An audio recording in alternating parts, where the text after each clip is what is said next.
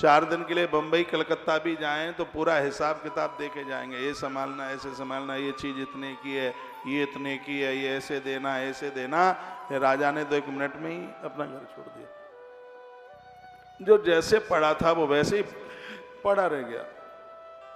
राजा परीक्षित ने हरिद्वार के लिए प्रस्थान किया तो रास्ते में गंगा जी के किनारे उन्हें एक अद्भुत वृक्ष दिखाई दिया, बरगद का पेड़। ये बड़दादा बड़े पूज्य, और राजा वहीं जाकर के बैठ गया। जितने भी गुहाओं में महात्मा थे वो सब चल के आ गए। राजा परीक्षित ने उनके चरणों में वंदन प्रणाम किया और एक प्रश्न किया, अतः प्रक्षाम संसिद्धम योगिनाम परमम गुरु। आप सब मेरे गुरु हैं, लेकिन पुरुषस्य यत् कार्य म्रियमाणस्य सर्वथा। यदि किसी व्यक्ति की मौत नजदीक आ गई हो तो उस समय उस व्यक्ति को क्या करना चाहिए? संतों से मिलने के लिए आप भी जाते हैं, आप पूछेंगे बेटे को बेटा हो जाए, बिटिया को अच्छा घर वर मिल जाए, दुकान चल जाए, मकान बन जाए, यही पूछते हो ज्यादातर। ऐसे तो कभी कभी गुरुजनों को ये भी पूछ लीजिए भगवान कैसे मिलेंगे, मन को शांति कैसे मिलेगी, घर में कलह झगड़े ना हो, इसके लिए भी कोई उपाय बता दीजिए, ये पूछ लीजिए। परीक्षित ने यही तो पूछा। यदि किसी की मौत नजदीक आ गई है तो ऐसे समय पर व्यक्ति को क्या करना चाहिए? और मौत तो सबकी ही नजदीक है। कोरोना में कितने लोग चले गए जिन्होंने कभी सोचा भी नहीं होगा कि हम 2025 की शिवरात्रि नहीं देख पाएंगे, सोचा भी नहीं होगा, लेकिन वो आज हमारे बीच में नहीं है। जिंदगी का पता नहीं है कौन कब तक का है, इसलिए ग्रंथ कहता है प्रत्येक क्षण में तैयारी रखो।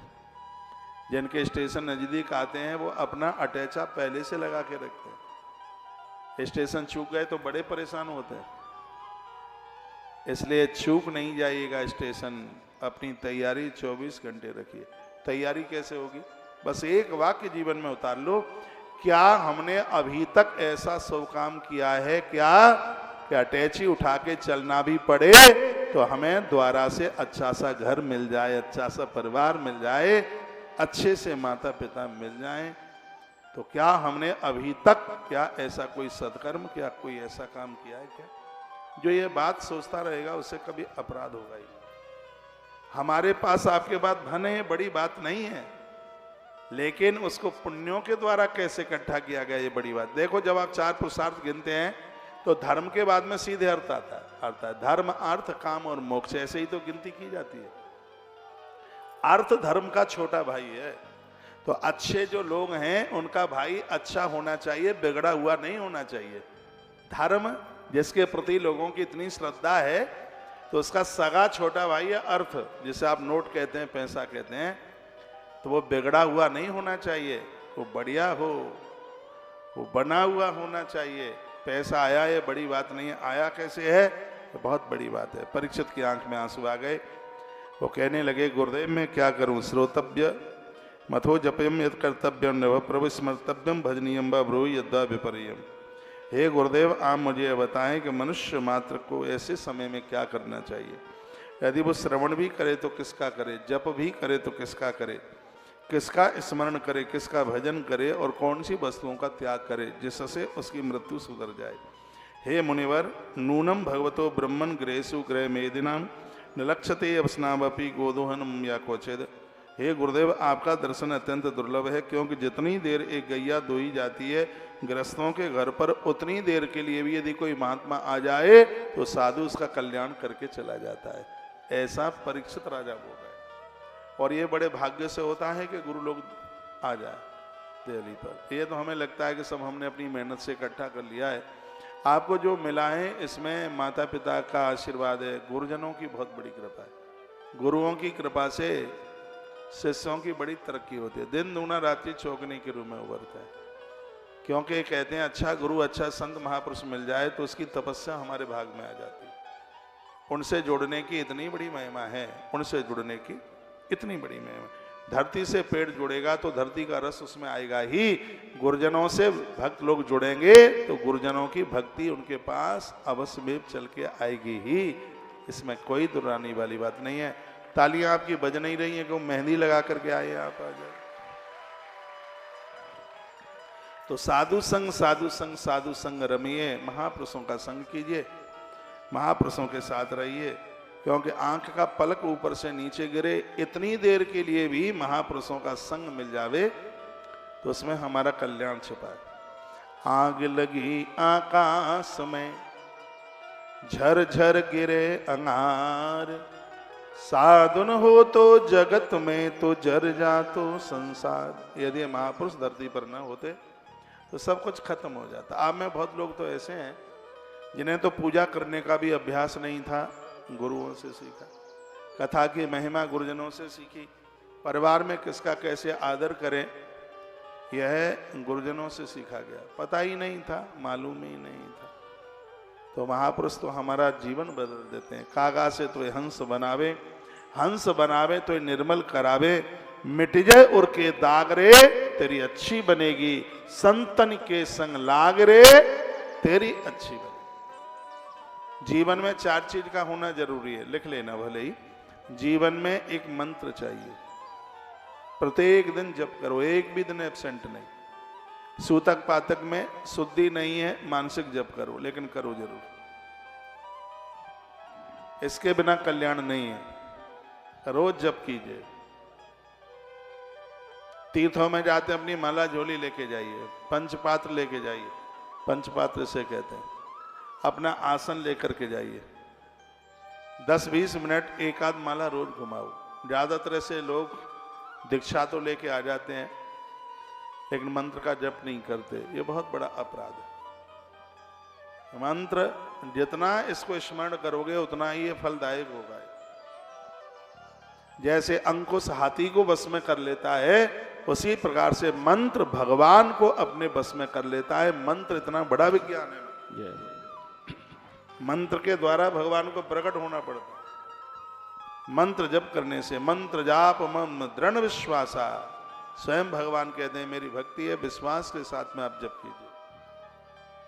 एकांत में बैठ करके कीजिए, अकेले में बैठ करके कीजिए, जहां आपको किसी भी प्रकार का व्यवधान ना हो। ये नहीं माला भी जप रहे हैं और बातें भी करते जा रहे हैं।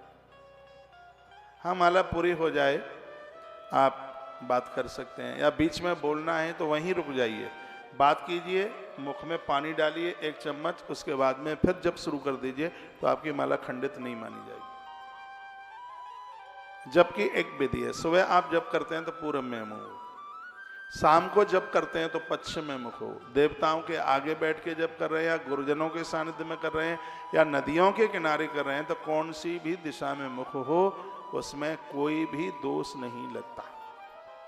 वैसे वास्तु कहता है कि जो आप अपने घर में मंदिर बना रहे हैं, बहुत ध्यान से सुन लीजिएगा, मंदिर में पूजा करने वाले का मुंह पूरब में हो और देवताओं का मुख हो पश्चिम में, तो ऐसी पूजा बहुत कामयाब होती है। आपकी एक तरक्की के लिए एक फॉर्मूला मैं आपको बता रहा हूं और जिंदगी भर इस बात को याद रखिएगा। आप चंदन में थोड़ा सा आप गोरोचन डालिए, थोड़ी सी केसर डालिए और उत्तर दिशा की तरफ मुख करके अपने माथे पर उस चंदन को लगाइए और निकल जाइए, तुम्हारे सब काम बनेंगे। ये बातें टोटका नहीं है, हमारे ग्रंथों में लिखा है। उत्तर दिशा की तरफ मुख करके और आप चंदन लगाते हैं। याद रखना, चंदन हमेशा बैठ के लगाया जाता है। पानी बैठ के पिए, चंदन भी बैठ करके लगाएं। बैठ के आसन पर बैठकर आप चंदन लगाएंगे। कहीं भी आप बैठे, बैठ जाइए जहां भी आप बैठे हैं, फिर आप चंदन लगाइए। चंदनम महत पुण्यम, एक श्लोक बोल रहा हूं, चंदनम महत पुण्यम सर्व पाप प्रणाशनम। चंदन का इतना बड़ा महत्व है, पापों को जला देता है। आपदाम अपहर्तारम, आपत्ति का हरण कर देता है। और लक्ष्मी तिष्ठत सर्वदा, संपत्ति से आपके घर को खाली नहीं होने देता। ये चंदन की महिमा है। आप अपनी दुकान जाते हैं, दफ्तर जाते हैं, मेरे निवेदन पर आप उत्तर दिशा की तरफ मुख करके चंदन लगा के जाइए। आपका व्यापार कितना चलता है। आप कहीं इंटरव्यू के लिए जा रहे हैं, एग्जाम के लिए जा रहे हैं, तो पीपल देवता का दर्शन करके गैया मैया को थोड़ा गुड़ देके और माथे पर चंदन और कुमकुम केसर मिलाकर भाल पर चंदन लगा करके फिर आप निकल जाइए, आपको बिल्कुल सफलता मिल जाएगी, पक्के में मिल जाएगी सफलता। तो हमारे ग्रंथों में जो बातें कही गई हैं, इसके ऊपर रिसर्च हुआ है, इसके ऊपर शोध हुआ है। तो इतनी बड़ी महिमा है चंदन की। अपने आप को ईश्वर से जोड़िए, बहुत आनंद हो जाएगा। तो का स्मर्तव्यम भजनीयम बा ब्रूहि अद्वा विपर्य। ऐसी स्थिति में गुरुदेव हम क्या करें? तो यहीं पर पहला स्कंद पूरा हो रहा है, दूसरे स्कंद में हम प्रवेश करते हैं। सुखदेव भगवान की वाणी खोलिए, एक बार बोलिए ओम हरे नमः। ओम हरे नमः। इधर भी बोले मेरी बहनें माताएं, ओम हरे नमः। ओम हरे नमः। रात्रि को जब आप सोने के लिए बिस्तर पर जाते हो तो ये बोला करो ओम हरे नमः।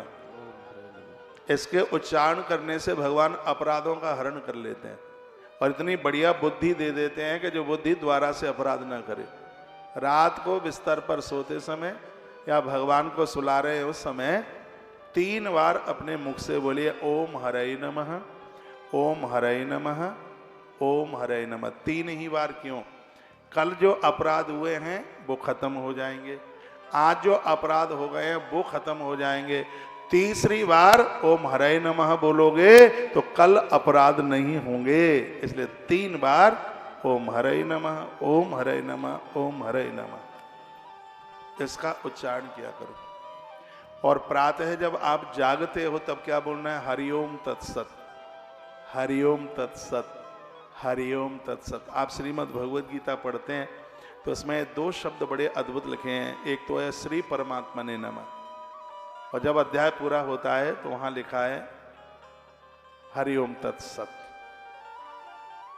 तो ये हमारे तत्व भेद का ज्ञान कराता है, माथे की गांठें खुल जाती हैं। इतना अद्भुत शब्द है, अज्ञान दिन भर पास तक नहीं आ पाएगा। भोर में जागते हो तो हरिओम तत्सत बोलो, और रात्रि में सोते समय ओम हरे नमः बोलो। जब आप पूजा में बैठते हैं तो 3 बातें और बोलिए। वो क्या है? असतो मां सदगमय, ये हमारे उपनिषद का सूत्र है।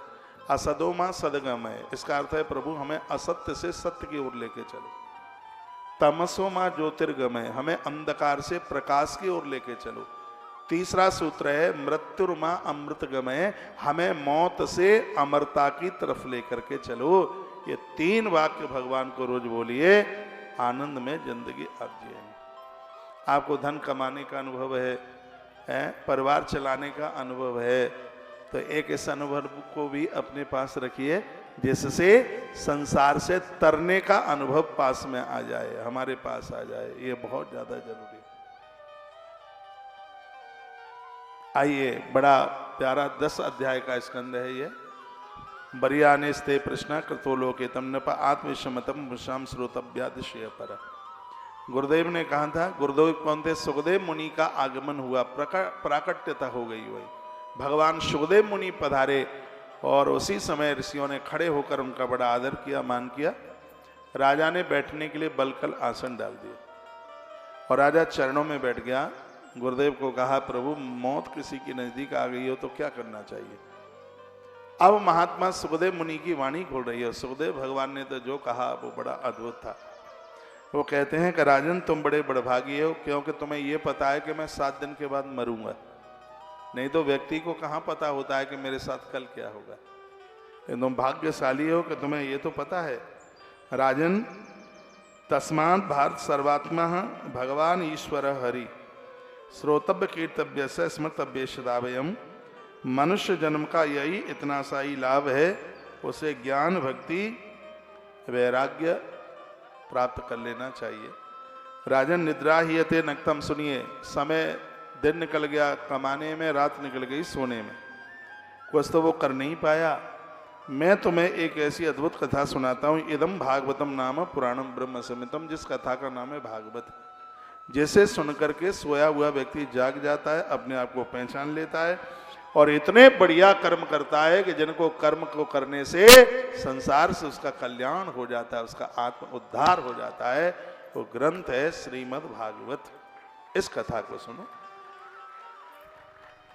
स्वामी सुखदेव मुनि कहते हैं, राजन इस कथा को सुनने के लिए मन काबू में करना होगा। यहाँ बहुत बड़ी संख्या में आप बैठे हैं, खाली बैठे इससे काम नहीं चलेगा। कभी तो तन लोथड़ा पंडाल में होता है लेकिन मन नहीं होता। यहाँ मन तो कहीं मार्केटिंग करने को गया है, मन तो किसी का इंतजार कर रहा है, मन तो घर में है, तन यहाँ है।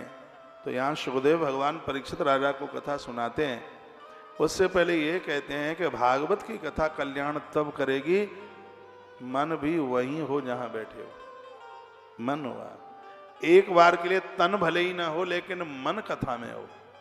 बहुत बार होता है कि आप पंडालों तक नहीं आ पाते, टीवी के आगे बैठे हुए होते हो, शरीर नहीं है यहाँ पर, शरीर तो वहीं कमरे में है, लेकिन उनका मन पंडाल परिसर में होता है। मन भगवान के चरणों में हो, सुखदेव भगवान कहते हैं कल्याण हो जाएगा। 4 बातें बता रहे हैं मन को वश में करने के लिए, और चारों बात लिखने के लायक है। जिनका पूजा पाठ में भजन में मन लगता नहीं है, नींद आ जाती है, आलस्य आ जाता है, प्रमाद आ जाता है, उन्हें ये 4 काम उनके लिए निवेदित किए गए हैं भागवत जी में। क्या क्या कहा है? जितासनो जितश्वासो। यदि आपके शरीर में जोर है, जमीन में बैठ सकते हैं तो बिस्तर पर बैठ के जप मत कीजिए, कुर्सी पर बैठ करके जप मत कीजिए, धरती पर आसन लगाइए। धरती पर यज्ञ करने का फल बहुत ज़्यादा है। धरती पर मूर्तियों की प्राण प्रतिष्ठा कराने का फल बहुत ज़्यादा है। ऐसो 10वीं मंजिल पर मकान वो मंदिर बना लो, लेकिन जमीन पर प्राण प्रतिष्ठा होती है तो उसकी महिमा ज़्यादा है। जमीन पर यज्ञ होता है उसकी बहुत ज़्यादा महिमा है।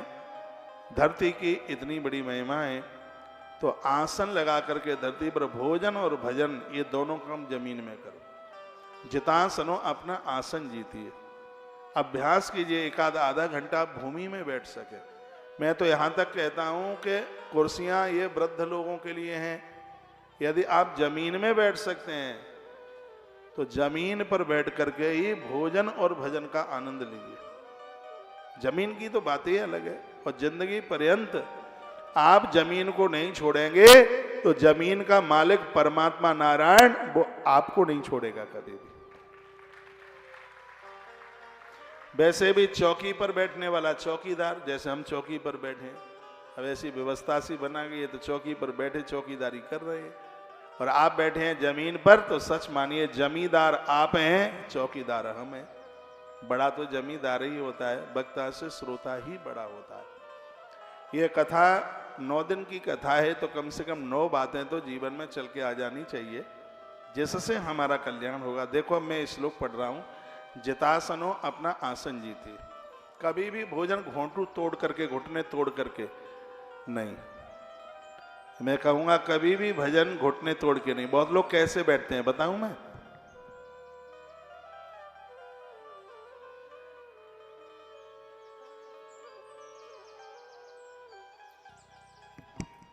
कमर तोड़ेंगे, कई बार टांगे ऊपर नीचे आगे पीछे करेंगे। चाय पीते हैं ना आप, बैठ कैसे जाएंगे? हम लोग यहाँ आकर के बैठते हैं तो कमर के ऊपर की ही बॉडी हिल सकती है, कमर के नीचे की नहीं। और कथा करनी ही तब तक ही है जब तक कमर के नीचे की बॉडी ना हिले। ऐसे बैठते हैं जैसे बिना फेविकॉल के चिपका दिया गया, तो टाइम पूरा हो जाता है। नहीं तो जितने बजे कथा छूटती है उस समय तो ऐसा लगता है कि अभी तो हमारा जनरेटर गर्म ही नहीं हुआ है, तब तक चलने का समय आ जाता है। आप अपने स्वास्थ्य का ध्यान रखिए, जमीन में बैठने का अभ्यास कीजिए। और जब धूप में बैठे तब तो आप जमीन में ही बैठे। आप सुबह मुझे 10 बजे मिलने को आते हैं, आप मुझे देखते हैं कि छत पर मैं आपको नीचे ही बैठा हुआ मिलता हूँ। तो ऐसा नहीं है कि बातें सिर्फ आपको सुनाने के लिए, इनके ऊपर मैं पूरे रूप से इसका पालन करता हूँ। उसकी महिमा हमने देखी। आप स्वस्थ रहना चाहते हैं, भजन में मन लगे, नींद ना आवे, तो जितासनो, अपना आसन जीतिए। दूसरी बात है जितश्वासो, प्राणायाम के द्वारा श्वासें जीतिए। दिन में सोइए मत, रात को जागिए मत। हमारी उम्र उतनी है जितनी हमारे पास में श्वासें हैं। दिन में सोने से, रात को जागने से श्वासें बहुत खत्म होती हैं। नशा करने वाले लोगों की श्वासें बहुत खत्म होती हैं। मांसाहारी लोगों की श्वासें बहुत खत्म होती हैं। मांसाहारी जीवों को आप देखिए, स्वान, कुतरा, बहुत कम उम्र है उसकी, मांस खाता है, उसकी जीभ लपर लपर करती है। मांसाहारी जितने भी जीव हैं वो जीभ से पानी पीते हैं, पानी की पूर्ति नहीं होती। और शाकाहारी है वो होठ से पीते हैं। गैया को देख लीजिए कैसे पानी पीती है, भैंस को देख लीजिए कैसे पानी पीती है, उधर स्वान को देखिए मांसाहारी है कैसे पानी पीता है। शेर को तो खैर आपने नहीं देखा होगा, फोटो में ही देख लीजिए कैसे पानी पीता है। तो जो शाकाहारी हैं और जो मांसाहारी हैं दोनों के अंतर को तो बताया ही गया है। जितना श्वास हो, प्राणायाम रोज कीजिए। प्राणायाम 1000 बीमारियों को खत्म करता है। ये पेट नहीं लटकेंगे, थौने नहीं निकलेंगी बाहर, ऐसा बिल्कुल गुब्बारा भरा हुआ है, बिल्कुल ऐसा लगता है पेट खाली नहीं होता है। हाँ, पेट ही नहीं खाली होता। कल हम एक दवाई बता रहे थे, कमर में दर्द है, पेट फूलता है, पेट में गैस बनती है, कल ही तो मैंने बोला है, पता नहीं आपने लिखा है कि नहीं। 50 ग्राम मेथी, 40 ग्राम अजवाइन, 30 ग्राम जीरा, 20 ग्राम सौंफ और 10 ग्राम सौंठ, उसका पाउडर बना लीजिए, उसे भून के रख लीजिए, उसमें इसको मिला लीजिएगा और 1 गिलास पानी में जब वो आधा रह जाए 1 चम्मच डाल दीजिएगा, उसको चाय की तरह पी लीजिएगा। चाय डाल के नहीं, चाय की तरह उसको पी लीजिएगा। फिर देखिएगा पेट सुबह कैसे खाली होता है। पेट में गैस नहीं बनेगी, उबासियां नहीं आएंगी और कहीं भी दर्द नहीं होगा पूरी बॉडी में। दर्द के लिए और भी एक फॉर्मूला है, हरी मेथी में आलू डाल के खाइए, सरसों के तेल में भून के, इससे भी शरीर का बॉडी का दर्द खत्म हो जाता है।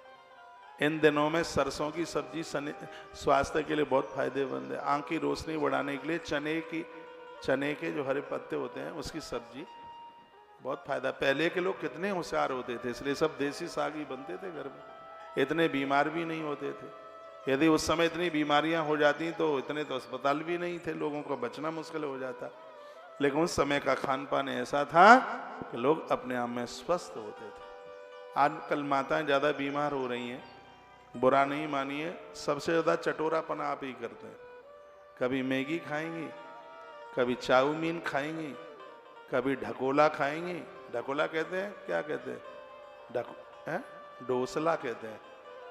हाँ, अब मैंने तो खाया नहीं है तो मुझे क्या पता है। कभी कुछ बाजार में जाएंगी तो पति को कहेंगी आज तो कुल्फी खाने का मन कर रहा है, अचक से बोल देंगे कुल्फी खानी है, तो दही भल्ला खाना है।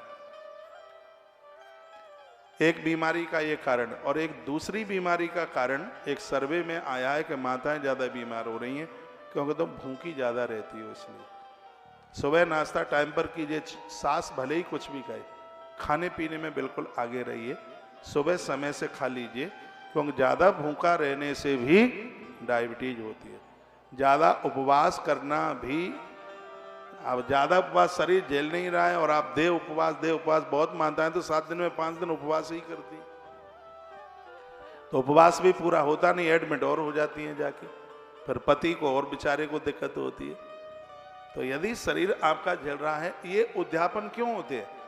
इसलिए उद्यापन होते हैं कि अब व्रत करने में आप असमर्थ हैं तो उस व्रत का आप उद्यापन कर दीजिएगा, क्योंकि शरीर स्वस्थ नहीं होगा तो पूजा पाठ धर्म कर्म आप कैसे करेंगे? तो उसका भी ध्यान रखिए। युवा अवस्था थी, लेकिन अब आप वृद्धावस्था में 74-75 के हो गए हैं। कौशिक महाराज की कथा सुन के चंद्रायण व्रत करने को चल पड़े तो दिक्कत होगी ना। तो शरीर अब नहीं झेल रहा है तो खाओ पियो, जितासनो जितश्वासो, प्राणायाम सब करो, आप भी और आप भी। प्राणायाम का बहुत सरल तरीका है। ऐसे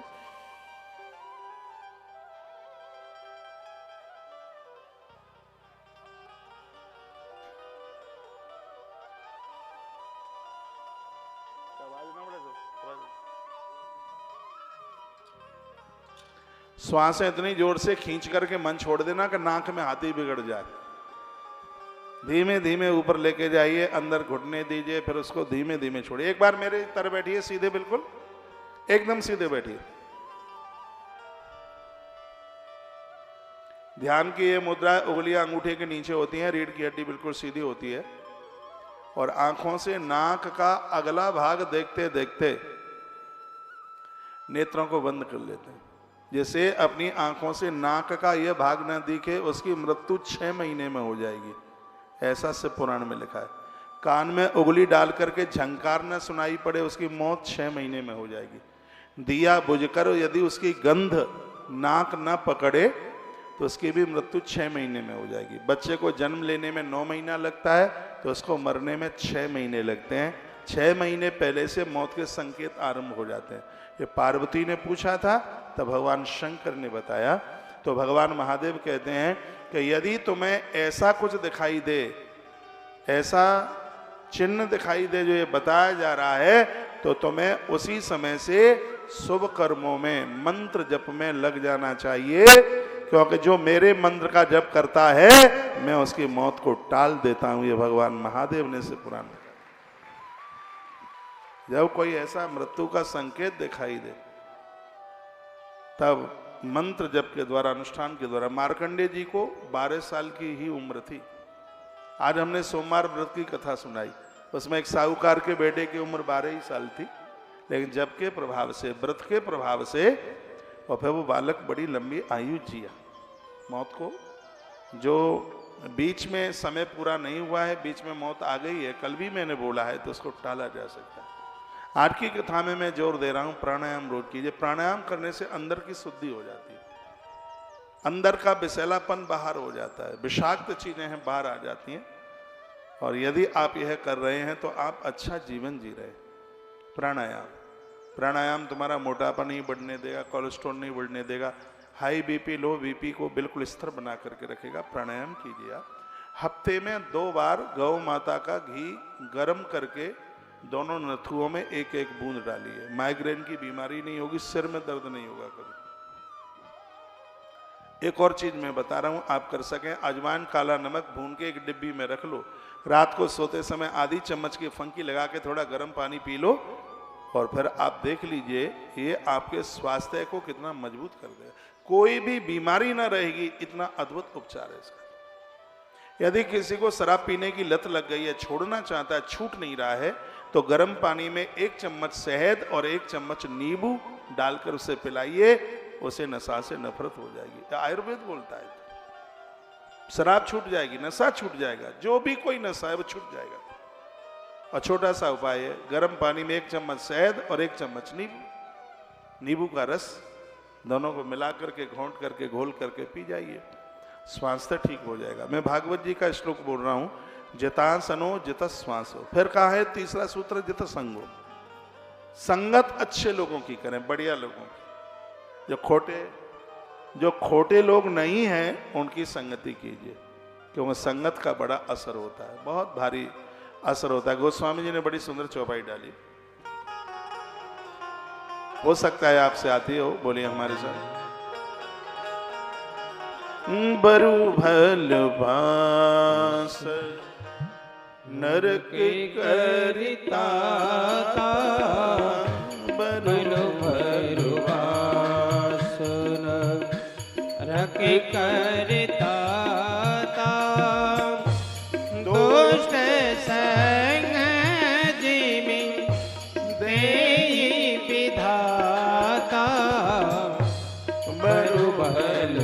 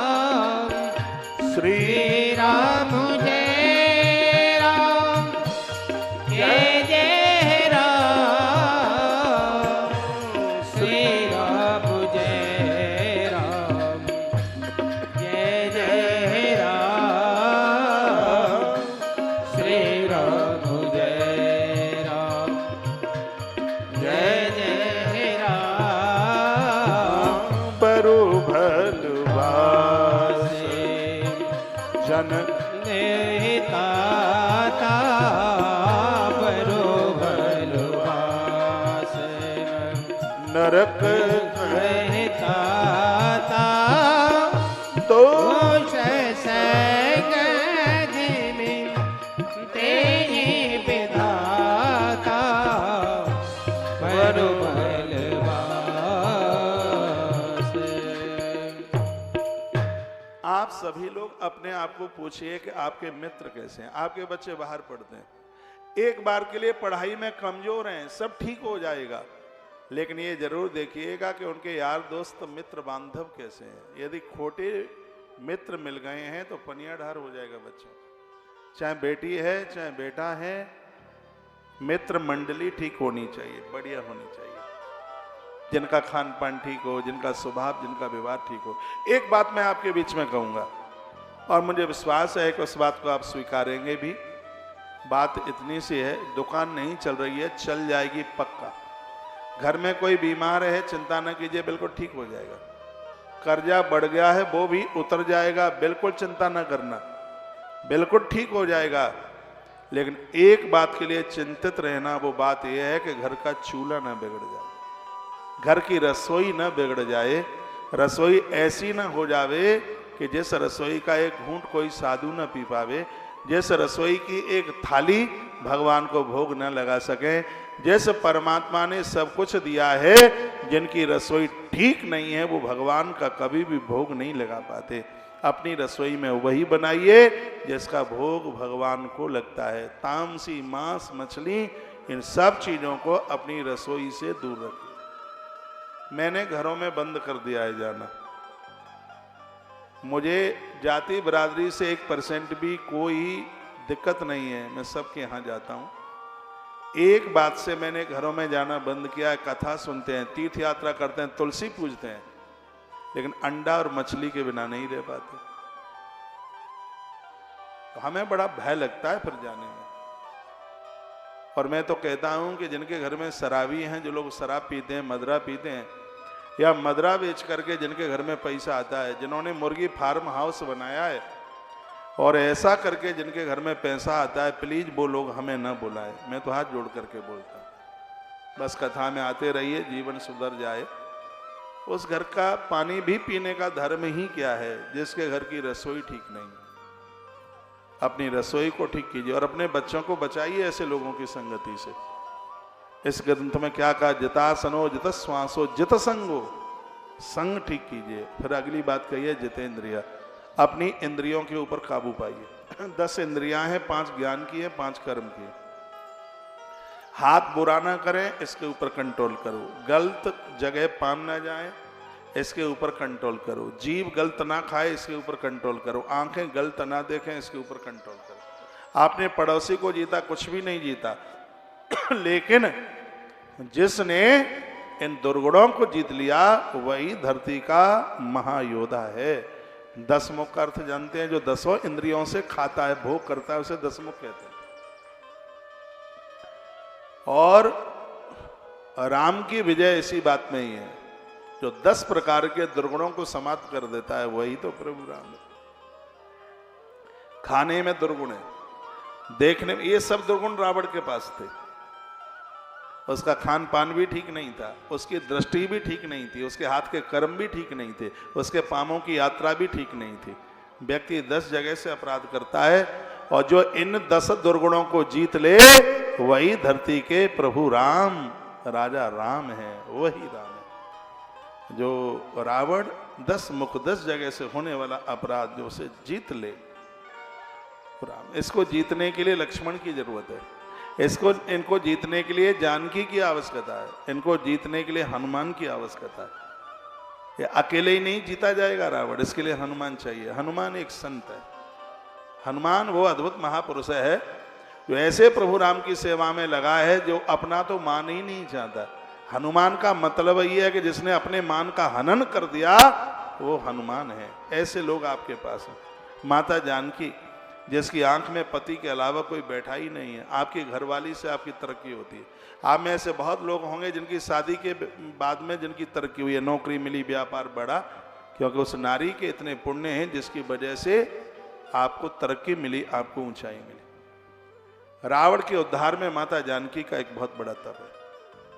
लक्ष्मण वैरागी हैं, देने की भावना, ये सब चीजें होंगी तो 10 दुर्गुणों को बिल्कुल जीत लिया जाएगा। तो जितासनो जित श्वासो जित संगो जित इंद्रिय। सबसे पहला अपना आसन जीतिए, श्वासों को जीतिए। जितासनो जित श्वासो, संग जीतिए।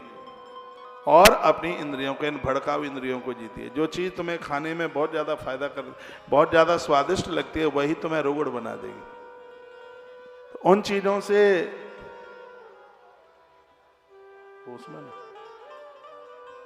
उन चीज़ों से बिल्कुल परहेज रखिए जो चीज़ें हमारा कबाड़ा कर देंगे। इस सूत्र में यहीं से सुखदेव भगवान की वाणी आरंभ हो रही है। तत्पश्चात उन्होंने भागवत जी के लक्षण बताए। और आइए एक बार बोलिए ओम हरये नमः। ओम हरये नमः। द्वारा से बोलिए ओम नमो भगवते वासुदेवाय। ओम नमो भगवते वासुदेवाय। आइए श्रीमद् भागवत जी के तीसरे स्कंद में हम प्रवेश करते हैं, जिसमें बताया गया कि भगवान को प्राप्त करने के लिए अमीर होने की जरूरत नहीं है, सुंदर होने की जरूरत नहीं है।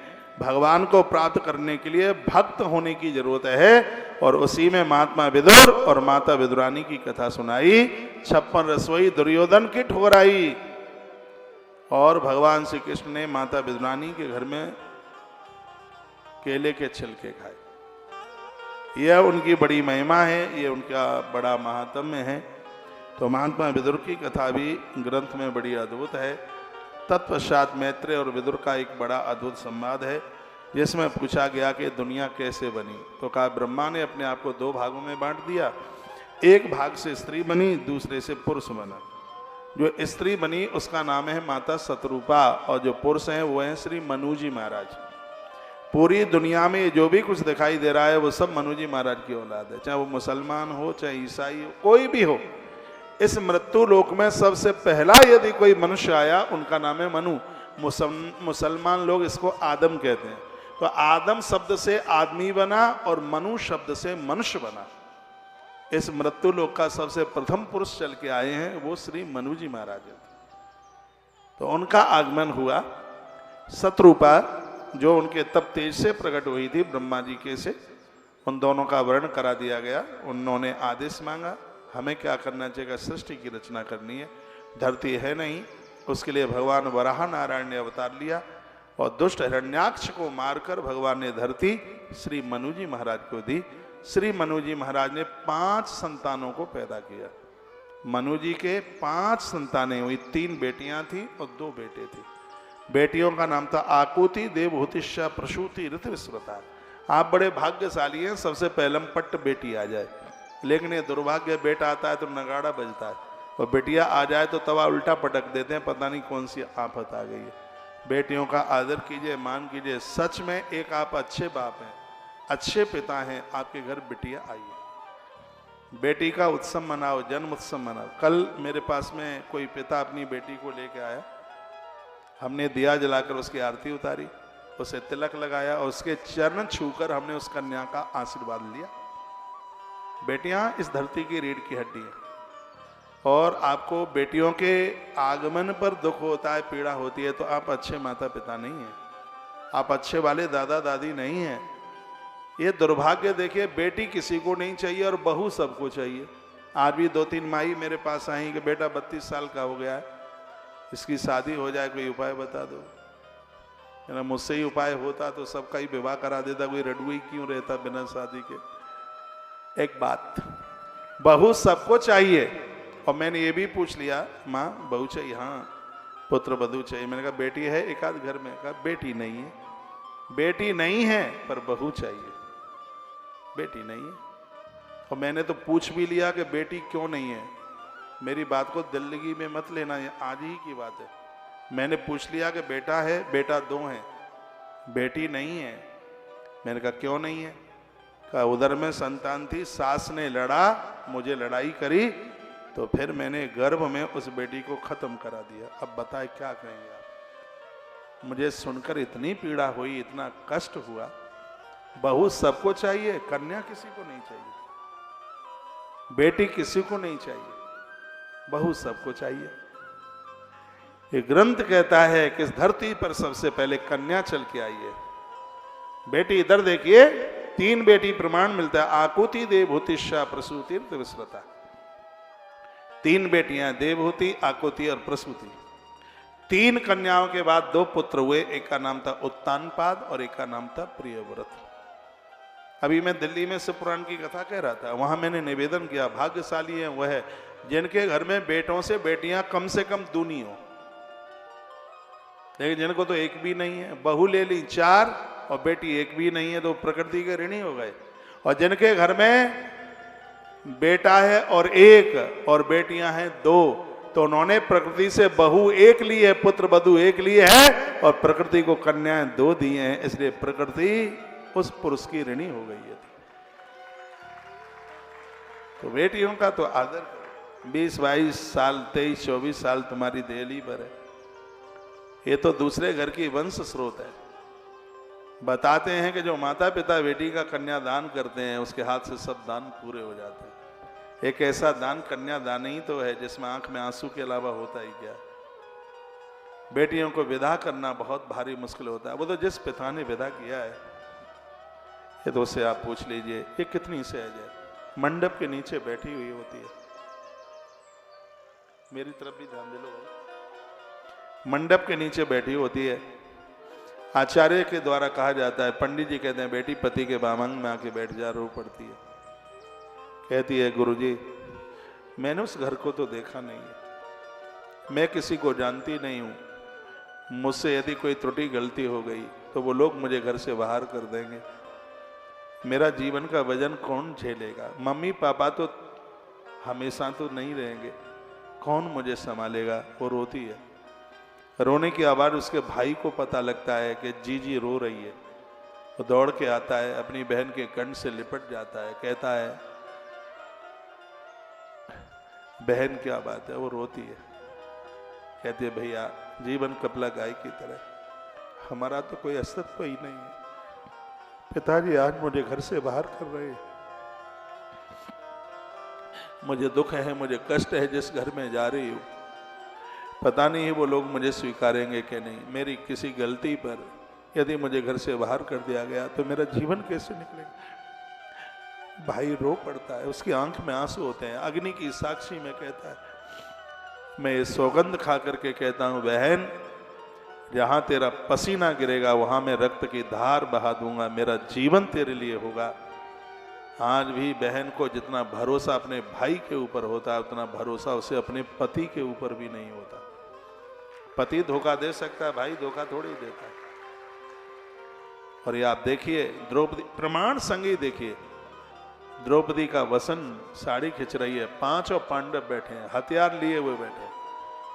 द्रौपदी को गरूर था कि मेरे पास 5 हथियार हैं, मेरे पास गांडीव है अर्जुन, मेरे पास तलवार है नकुल सहदेव, मेरे पास भाला है युधिष्ठिर, मेरे पास गदा है भीम। ईश्वर की लीला देखिए, 5 बैठे हैं उस समय जिनके ऊपर द्रौपदी ने भरोसा किया था, लेकिन वो सहयोग नहीं कर पाए। लेकिन जो मुंह बोला भाई था, उसने तो मां के गर्भ से भी जन्म नहीं लिया था, बस बोलने वाला रिश्ता था। रो पड़ी द्रौपदी, कहने लगी भैया द्वारका वारे, तेरे अलावा मेरा कौन हो सकता है। इतना कहा कि साड़ी का छोर बढ़ता गया, भगवान वस्त्र रूप में प्रकट हो गए।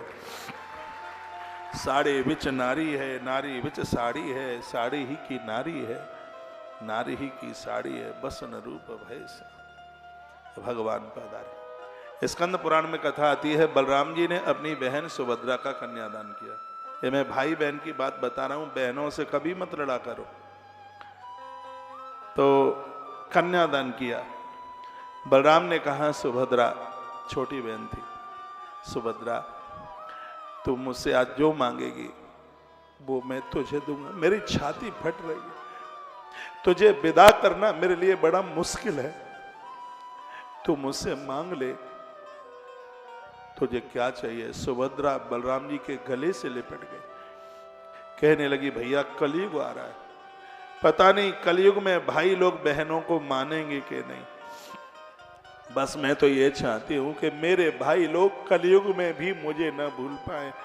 भैया तुम मुझे छोड़ तो नहीं दोगे, वायदा करो।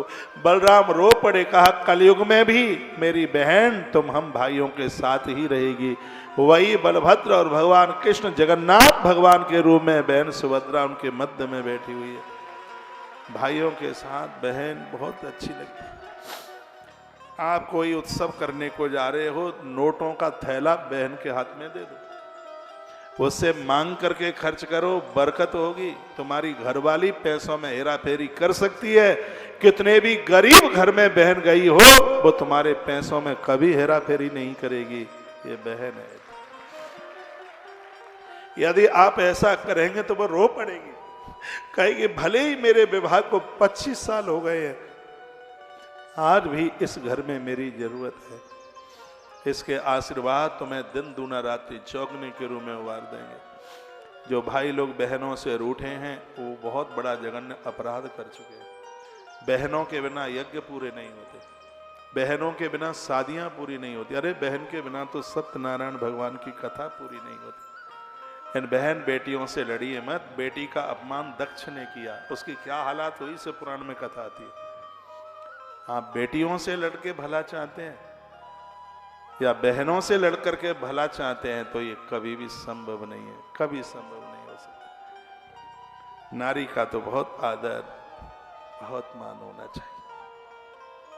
वहीं लौटा करके मैं आपको लेके आ रहा हूं। श्री मनु जी महाराज ने 3 कन्याओं को, जो धरती पर प्रथम कन्या आई, पहली है देवहूति, आकुति और प्रसूति, 3 थी। देवहूति विवाह के लायक हो रही थी। ऋषिणाम उपशांतानाम पश्चन्नाश्रम संपदा, तपस्वी महात्मा जिनका नाम था महात्मा करदम। करदम ऋषि के साथ संबंध पक्का हो गया। पिताजी रथ में बिठाकर बेटी को लाए, कन्यादान किया। बड़ी लंबी कथा है, वापिस हो गए। अब सुनिए माताएं, थोड़ा ठीक से बैठे, आपके मतलब की बात है। पितृभ्याम प्रस्तुते साधी पतिमिंगत को विदाह। पिताजी जब अपनी बेटी को छोड़ करके चले गए तो क्या किया उस बेटी ने अपने पति के साथ? सुनो, आपके भी पिता ने आपका कन्यादान किया है और आप अपने ससुराल में आई हैं। ये नारी ना हो तो दुनिया में कुछ भी ना हो। यह है, इसलिए घर की गृहिणी इसको कहा गया। पूरा खानदान इसका ऋणी है, इसलिए इसका नाम गृहिणी है। इसके कुछ धर्म का वर्णन किया गया, इसकी कुछ गुणवत्ता का वर्णन किया। ऐसी नारी घर को स्वर्ग बना देती है। देखो, एक होता है बेटा, एक होती है बेटी और एक होती है पुत्री। जो माता पिता को स्वर्ग भेज दे उसे बेटा कहते हैं।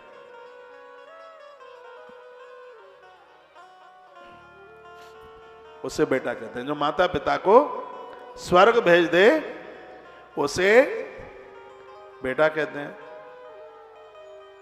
जो स्वर्ग को धरती पर उतार दे उसे बेटी कहते हैं।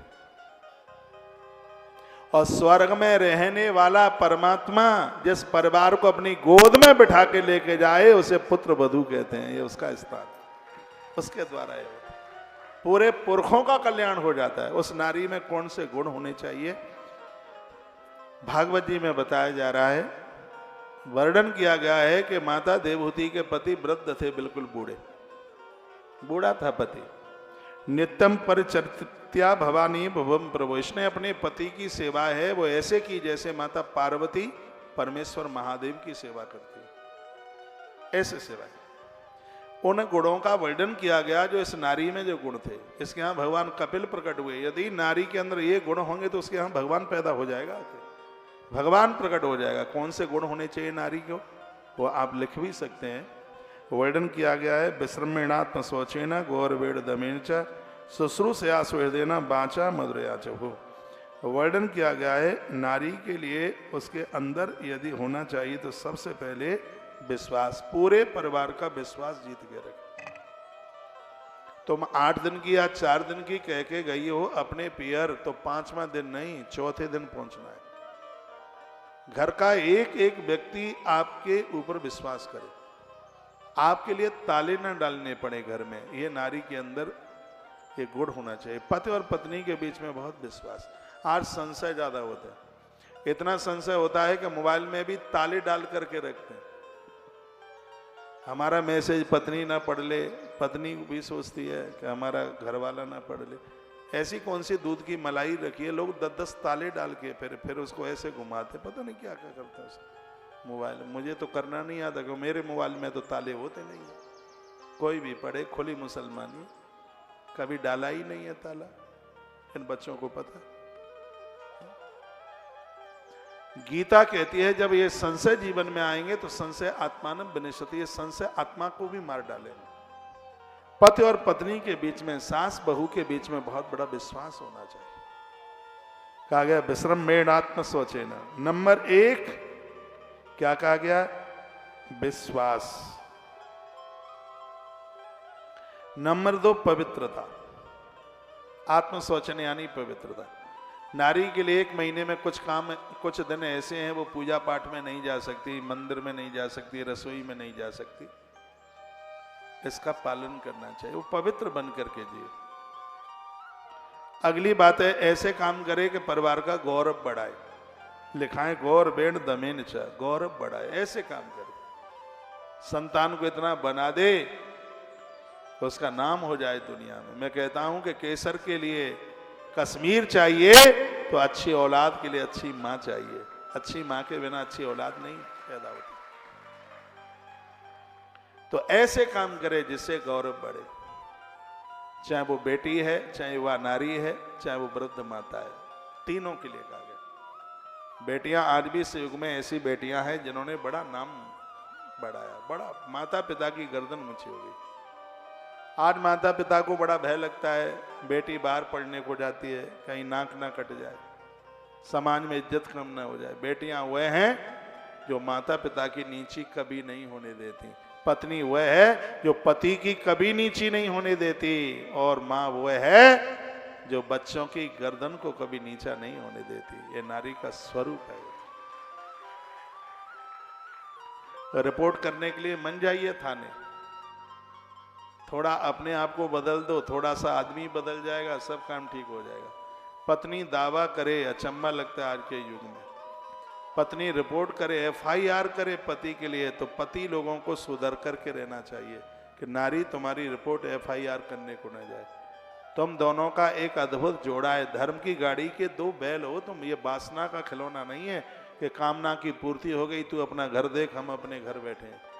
नहीं, ये बहुत बड़ा अपराध हो जाए। पति और पत्नी एक धर्म की गाड़ी के वो वृषभ हैं जो जीवन की गाड़ी को ईश्वर की देली तक खींच करके लेकर के जाते हैं। इसको वासना का खिलौना नहीं समझिए, इसमें स्वार्थ नहीं होता है। इसमें दोनों एक दूसरे के पूरक बन करके जीते हैं। नारी को अपने पति का भरोसा होता है तो पति की हिम्मत है पत्नी। देवी भागवत में कथा आती है, जब राजा हरिश्चंद्र का सब खजाना, राज खजाना चला गया, कुछ नहीं रहा, एक चीज उनके पास बची थी जिसका नाम था राजा की हिम्मत। वो कौन? वह उसकी पत्नी तारा। मैंने ग्रंथ में बड़ी अद्भुत बात पढ़ी है, कहा धरती पर भाई जैसी कोई चीज नहीं है, लेकिन हो सकता है समय आने पर भाई संग छोड़ सकता है। क्यों? विभीषण छोड़ के चले ही गए थे। लेकिन धरती पर एक ऐसी पत्नी है जो अपने पति का कभी संग नहीं छोड़ती, वो पत्नी है। पुरुष को समझना चाहिए पत्नी को, और नारी को भी चाहिए। विश्रमणात्म स्वचेन गौरवेण, गौरव युक्त काम कर। अगली बात कही दमेन च, जिस दिन से कन्या की सगाई हो गई है, जो वर उसके लिए खोजा गया है, भले ही अभी भामर नहीं डली है, वो उसके लिए परमेश्वर हो गया। यही बात पुरुष के लिए। हमने तो यहां तक पढ़ा है गरुड़ पुराण में कि जिस बेटी की सगाई हो जाए कहीं और उस बेटी की मृत्यु हो जाए तो 3 दिन का सूतक उस घर में लगता है जहां उसका संबंध हुआ था। देखो अभी भामर नहीं डली, लेकिन फिर भी 3 दिन का सूतक वहां लगता है, क्योंकि वेदोक्त मंत्रों के द्वारा इस संबंध जुड़ा है। तो कथाएं तो जीवन बदल देती हैं। और एक बात मैं आपको बोलूं, इस दुनिया में आपकी घरवाली से सुंदर स्त्री नहीं है दुनिया, ब्रह्मा ने बनाई ही नहीं। जितनी सुंदर, जितनी सहज तुम्हारी घरवाली है, विधाता ने अभी तक नहीं बनाई। ये बाजारू स्त्रियां प्राण ले लेंगी, इनके पास बैठकर यज्ञ नहीं कर सकते, इनके पास बैठकर तर्पण नहीं कर सकते, इसके बगल में खड़े होकर के देवताओं की आरती नहीं कर सकते। 7 भामर पड़ने वाली वो नारी है जिसके संग रहकर सत्कर्म करने से अनंत गुना फल मिल जाता है। इन बाजारू स्त्रियों से दूर रहिए, वो सब जगह मिल जाती हैं, वो घूमे इसलिए रही हैं। प्राण भी ले लेंगी, पैसा भी ले लेंगी। अकेले पैसे से काम नहीं चलेगा, पहले लेंगी पैसा और फिर लेंगी प्राण। और एक ऐसा केस लगाएंगी सो जिंदगी भर नकटाई बन करके घूमोगे, मुंह ऊपर नहीं कर पाओगे। इसलिए बहुत सावधान, ये जीवन बहुत सावधानी पूर्वक जीवन जीने के लायक है। ग्रंथ कहता है कि जिस नारी का चरित्र बिगड़ा है उसकी जिह्वा के आगे भाग पर तो शहद और पीछे के भाग पर तलवार रखी है।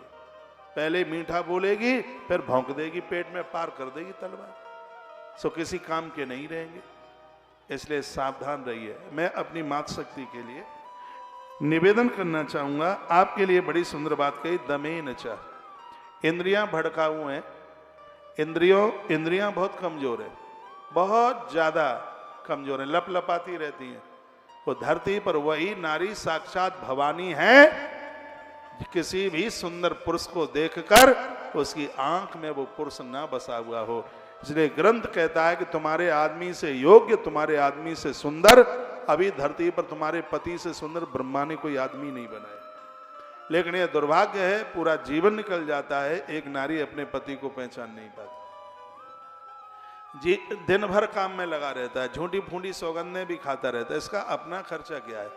बच्चों का खर्चा है, घरवाली का खर्चा है। एक पैंट में 3 साल निकल लेता है, तो मैं हर 3 महीने में एक साड़ी चाहिए, नहीं चाहिए तो वे सहेलियों में थोड़ी इज्जत कम हो जाएगी। नई डिजाइन की चेन चाहिए, आजकल तो 7 दिन के साथ मंगलसूत्र चाहिए। लेकिन यह बताया जाता है कि मंगलसूत्र और विवाह की चुनरी जिस दिन गले में और कंधे पर आई है, जिंदगी के अंतिम श्वास तक जब तक प्राण न छूट जाए तब तक वो संग न छोड़े। ऐसा मंगलसूत्र है जिसे बेचा नहीं जाता। जैसे ऐसा नहीं है कि टूट गया है तो उसको बदल करके दूसरा ले आए, नहीं, कभी नहीं। जो विवाह के समय में तुम्हारे कंठ में जो मंगल चिन्ह आया है, ये तो जीवन की अंतिम श्वास तक नारी का संग देता है। लेकिन आज की फैशन क्या बोले, आज की फैशन बिंदी कई कलर की, कई तरह की हो गई है। नहीं तो खून का जैसा रंग होता है, बिंदी का रंग वही होता है। लेकिन आज तो साड़ी हरे रंग की है तो बिंदिया हरे रंग की होगी, साड़ी कोकोला रंग की है तो बिंदी भी कोकोला रंग की होगी। अरे भाई, सुहाग में फैशन इतना सा लगा लेते हैं, यहाँ कोई देख ना ले कि इसकी शादी हो गई है, छिपके से, अचक से। नहीं तो पहले ये देखो लीक होती माथे में, यहाँ से बिहार प्रदेश में आज भी है, यहाँ से लेकर के आधी चुटिया तक सिंदूर लगाया जाता है, इंगूर लगाया जाता है। एक और बात मैं आपके बोल दूं, नारी के भाल पर बिंदी नहीं है और माथे में सिंदूर नहीं है, तो ऐसी सदवा नारी ना देवताओं के सामने खड़ी हो सकती, ना अपने पति के सामने खड़ी हो सकती। पति के सन्मुख नहीं जा सकती वो बिना बिंदी लगाए हुए।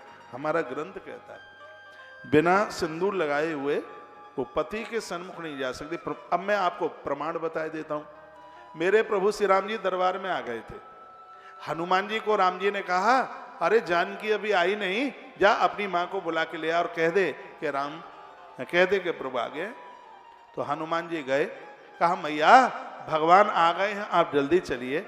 मैया ने कहा थोड़ा सा रुक जाइए, क्योंकि मेरी भाल में अभी सिंदूर नहीं है और माथे पर बिंदी नहीं है। हनुमान बिना सिंदूर और बिना बिंदी के पत्नी पति के सन्मुख नहीं जा सकती, इसलिए मुझे थोड़ा सा ये काम कर लेने दो। मैया ने सिंदूर लगाया, बचा कुछ हनुमान जी ने लगा लिया अपनी देह पर। राम जी के सामने खड़े हनुमान, ये क्या है? का माँ ने कहा था कि सिंदूर लगाने से प्रभु की उम्र बढ़ेगी, तो मैंने पूरी देह में पोत लिया है कि दुनिया ही छोड़ के आप ना जाए भगवान। तो हनुमान बोल, कथाएं तो बड़ी अद्भुत हैं, बस इन्हें कोई एक्सेप्ट कर ले, इन्हें कोई समझ ले। तो कितनी सुंदर बात कही, कहा कि विश्रमेण आत्म शौचेन गौरवेण दमेन च, इंद्रियों को काबू में रखे। आपको क्रोध आ जाता है थोड़ी थोड़ी बातों में। वैसे ज्यादातर ऐसे तो इस बालाघाट जिले की ऐसी माता है जिन्हें कभी क्रोध आता ही नहीं है। हंस क्यों रहे? आता है? भागवत कहती है कि क्रोध को जीते। ये क्रोध जलते हुए कोयले की तरह, हाथ में जलती हुई लकड़ी ले लीजिए, सामने वाले के ऊपर फेंकिए, हो सकता है सामने वाले का कुछ ना बिगड़े, लेकिन वो कोयला हमारे हाथ जला देगा। और यही क्रोध करने वाले लोगों की पोजीशन होती है, अपना सब कुछ खो देते हैं। लकड़ी जलती है, खत्म हो जाती है, क्रोध करने वाले लोग खुद में समाप्त हो जाते हैं। ये बहुत बड़ा दोष है, क्रोध को जीती। दमेन च इंद्रियों का निग्रह, इंद्रियों को अपने बस में कीजिए। अगली बात है शुश्रूषया, सेवा का भाव। मंदिर में पुजारी नहीं जाएगा तो मंदिर का चौपट हो जाएगा, रसोई में नारी नहीं जाएगी तो घर का चौपट हो जाएगा। जैसे मंदिर में पुजारी की जरूरत है उसी प्रकार से घर में घरवाली की जरूरत है, रसोई में आपकी जरूरत है। जब भी भोजन बनाते हैं 2-3 काम हैं, सिर ढक करके किया करो। भगवान की आरती करो तो सिर ढको, किसी के चरण छूकर आशीर्वाद लो तो सिर ढको, और भोजन भी बनाओ तो तब भी सिर ढको। क्यों ढको? यदि ये बाल टूट करके अन्न में मिलकर रोटियों के साथ पेट में चला गया तो ये लीवर खत्म कर देगा। इसलिए कर देगा क्योंकि बाल पेट में जाता है तो इससे एक बीमारी, हाँ नाखून यदि बड़े हैं, नाखून का विषैला पानी पेट में गया तो लीवर खत्म कर देगा क्योंकि इससे जॉन्डिस होता है। और यदि बाल पेट में चला गया तो शरीर में गांठें हो जाएंगी जो कैंसर का रूप धारण कर सकती है। इसलिए ये कहानी कथाएं चुटकुले नहीं है। बाल को ऐसे आपने देखा हो, अच्छी जो टीम होती है रसोई लोगों की, रसोईया लोग, कभी आप जगन्नाथपुरी जाइए, वहां के जितने भी 1500 लोग काम करते हैं रसोई में, सबका माथा ऐसे कपड़े से बंधा हुआ होता है। ठाकुर जी की रसोई में कोई बाल टूट के ना चला जाए। और ये बाल पेट में जाना ये शुभ नहीं है, वैसे भी अशुभ है और स्वास्थ्य के लिए भी ठीक नहीं है। ये बाल कटवा करके आकर के क्यों नहाया जाता है? क्योंकि बाल कटवा करके बहुत बाल टूटे फूटे इधर उधर लगे हुए होते हैं। कहीं आप भोजन कर रहे हैं, पानी पी रहे हैं तो वो धोखे से कहीं पेट में ना चला जाए और ये बाल प्राण ले लेगा, पूरे शरीर में गांठें बना देगा। इसलिए ध्यान रखिए इस बात के लिए।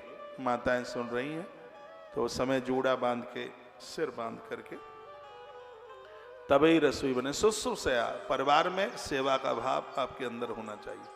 अपनी तरफ से नहीं बोल रहा हूं, ये सब भागवत में लिखा है। शुश्रूषया, आपके होते हुए सास ससुर परेशान होंगे तो उन्होंने एक बेटे को जन्म क्यों दिया? अपनी प्रॉपर्टी देने के लिए नहीं, बुढ़ापे में उनकी लाठी का सहारा बने, इसलिए एक बेटे की जरूरत है।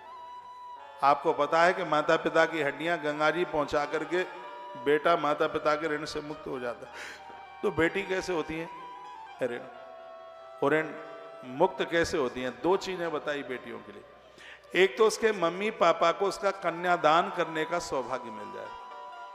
वो बेटियां बड़ी पुण्यवान हैं जिन्होंने अपने मन से शादियां नहीं, मम्मी पापा ने कन्यादान किया।